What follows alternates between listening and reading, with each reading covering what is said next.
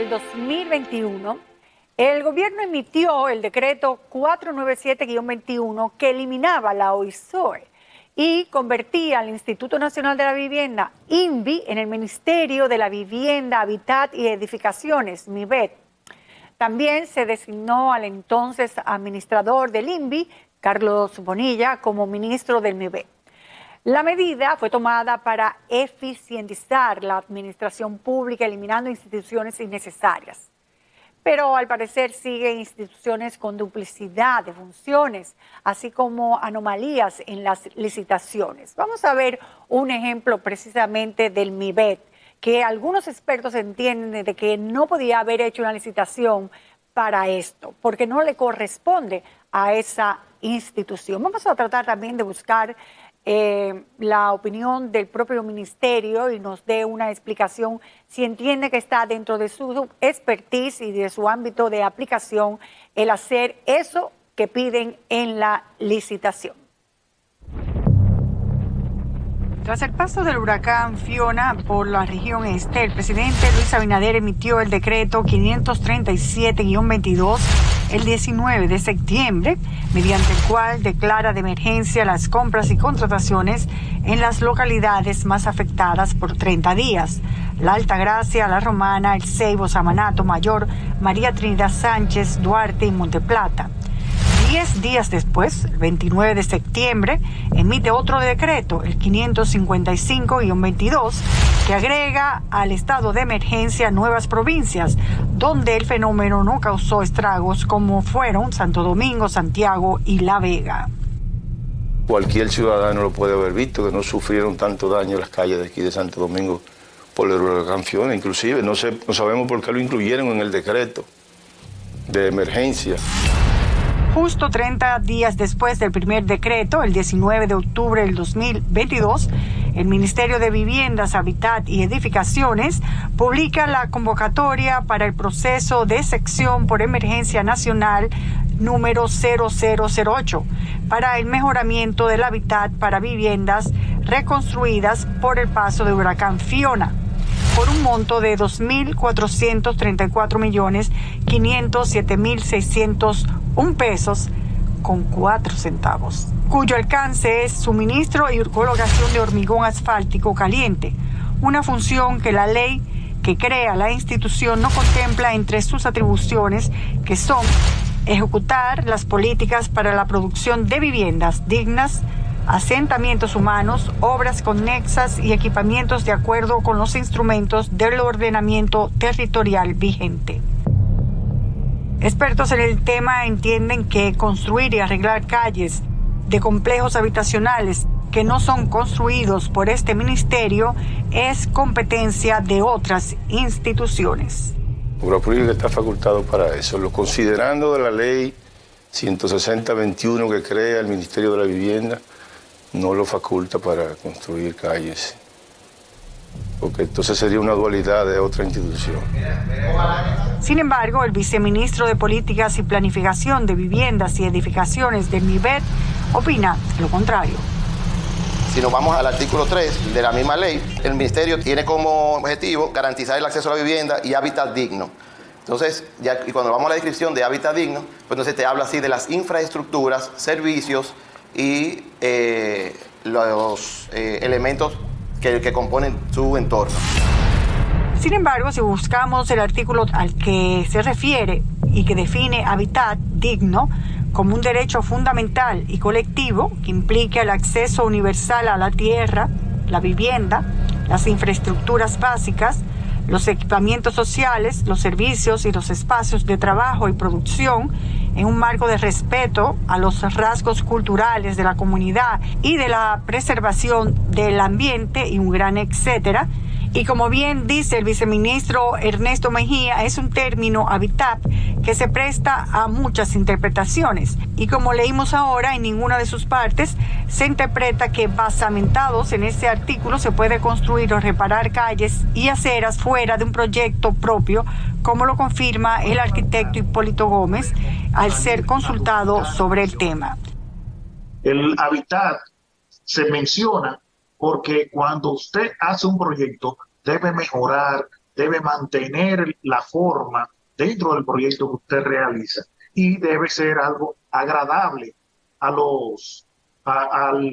persona que vaya a vivir en él. Pero si vamos a duplicar funciones en base a esa palabra, bueno, pues no tiene sentido que haya desaparecido la OISOE. Basándose en la palabra hábitat, podrían hacer acueductos, que es facultad del Instituto Nacional de Aguas Potables y Alcantarillados, por ejemplo, y de igual modo se trataría de una duplicidad de funciones. Algo que no se puede justificar, sobre todo con el asfalto, ya que en octubre del 2021 Obras Públicas anunció la inversión de 72.000 millones de pesos en un plan nacional de asfalto, aceras y contenes en todo el país. Proyecto que debe seguir en marcha como para que fuera el que abarcara estas nuevas necesidades que surgieron después de Fiona. Debió esperarse el Plan Nacional de Asfalto y no precipitarse el Ministerio de la Vivienda con esa licitación y en un proceso de excepción de emergencia. O sea que eso no lo veo bien. Obras Públicas es la institución que está llamada a intervenir en condiciones normales, en su programación habitual. Ahora mismo, por ejemplo, en esto que acaba de ocurrir, por lo cual nosotros intervenimos mediante el proceso de emergencia, es un caso muy puntual donde el país está en un estado donde Obras Públicas no es suficiente, no tiene la capacidad suficiente, para cubrir su programación habitual.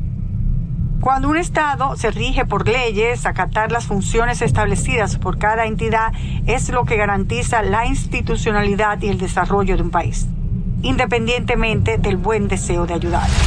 Dentro de la licitación hay muchas observaciones que se pueden hacer, como por ejemplo, que son 12 lotes sin especificar las ubicaciones exactas, solo las provincias, La Romana, Santo Domingo e Higüey. Hay 3 provincias y no especifica lugares ni nada donde se van a construir esas calles. No tiene ni siquiera las coordenadas que ahora como se estila, delimitar los tramos que se van a asfaltar y que se van a construir. Por ejemplo, este proceso de Obras Públicas, como pueden notar, establece con precisión el objeto, la ubicación y las coordenadas. La justificación que da el MIBET es que esa institución hace licitaciones atendiendo problemáticas puntuales y preestablecidas, mientras en este caso trabajan para el estado de emergencia. Más adelante, evidentemente, si seguimos interviniendo, usted va a ver que sí va a haber un asunto programado, que la calle tal, de tal esquina a tal esquina, pero en este caso, usted sabe que nunca es suficiente y el déficit que tenemos con relación a lo que es la calle, la acera de los contenes, es infinito. Se entienden que esas zonas que se escogieron para los trabajos no fueron elegidas al azar. Suponemos que previamente debieron tener reportes detallados de las necesidades de los sectores, identificándolos y evaluándolos para realizar una licitación de emergencia. La pregunta sería por qué, si los tenían identificados, no fueron puestos en la licitación. En el presupuesto genérico presentado por el Ministerio de la Vivienda para la construcción y rehabilitación de caminos y accesos, se establece la misma longitud en cada uno de los 12 lotes, de 5.000 metros, con un ancho promedio de 6 metros, con la remoción de 1.000 metros lineales de contenes, 1.000 metros cuadrados de aceras y etcétera. Las mismas cantidades para los 12 lotes, como si tuvieran las mismas necesidades.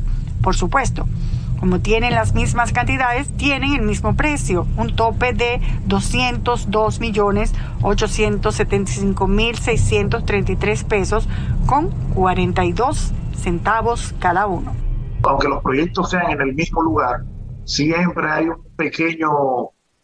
pequeña variante, ya sea en mano de obra, ya sea en la contratación de los equipos o en lo que sea. El 11 de noviembre fueron adjudicados 12 lotes con una participación de 23 empresas oferentes. Entre las empresas ganadoras hay muchas conocidas en el sector y, como bien establece el pliego, podrían participar en 5 lotes y ganar no más de 3. De hecho, la única que ganó 3 lotes fue Esconsa, empresa de larga data creada en 1983, cuyo titular es José Enrique Fortuna Quiñones, que es una persona relacionada al ministerio, ya que desde el 1 de agosto del 2021 al 1 de febrero del 2022, según la nómina que tiene publicado el ministerio, fue asesor consultor de la Dirección de Proyectos de la División de Compras y Contrataciones con un sueldo de 237,000 pesos. Otra cosa que llama la atención en la licitación del MIBET es que todas las empresas ganadoras presupuestaron precios muy similares. Por ejemplo, todas fueron 182,588,000 pesos. Lo que varía en una o dos ofertas fueron los pesos y los centavos.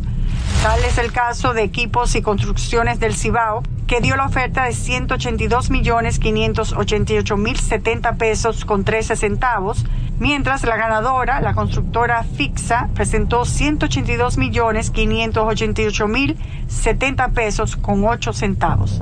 Tan solo centavos.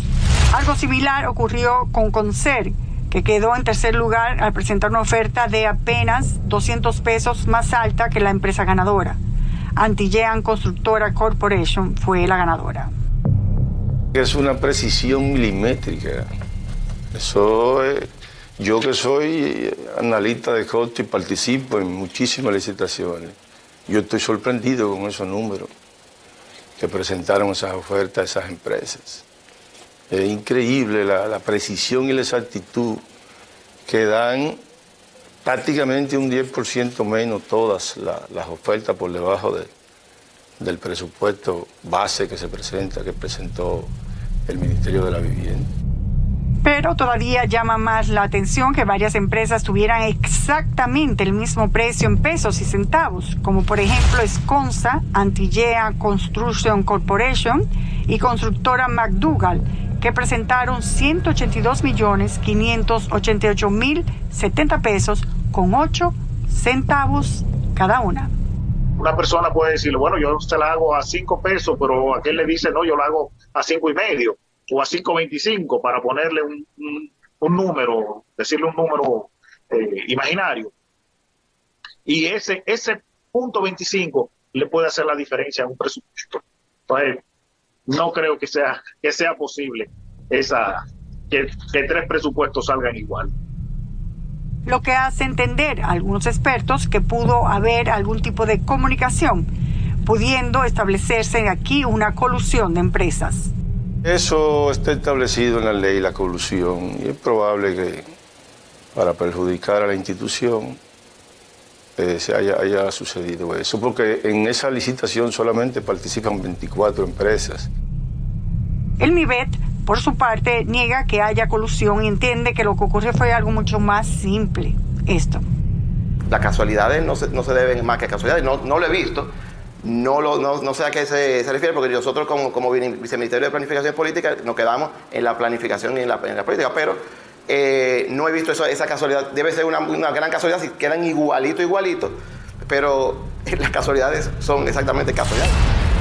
Cuando uno ve el listado de oferentes y se aprecia que la gran mayoría perdieron literalmente por centavos, en medio de indicios de una posible colusión, se hace difícil de aceptar. Por eso el presidente del CODIA entiende que eso merece una investigación oficial más profunda. Lo que hay que ver es que les muestren su presupuesto, que les presenten la documentación que presentaron todos los oferentes para revisarlo. Porque eso, a todas luces, no muestra transparencia esa licitación. A juicio del viceministro del MIBET, el hecho de que las empresas que perdieran por esa diferencia tan mínima no se hayan quejado evidencia la transparencia del proceso. El pliego de licitación es muy claro de cómo es la puntuación.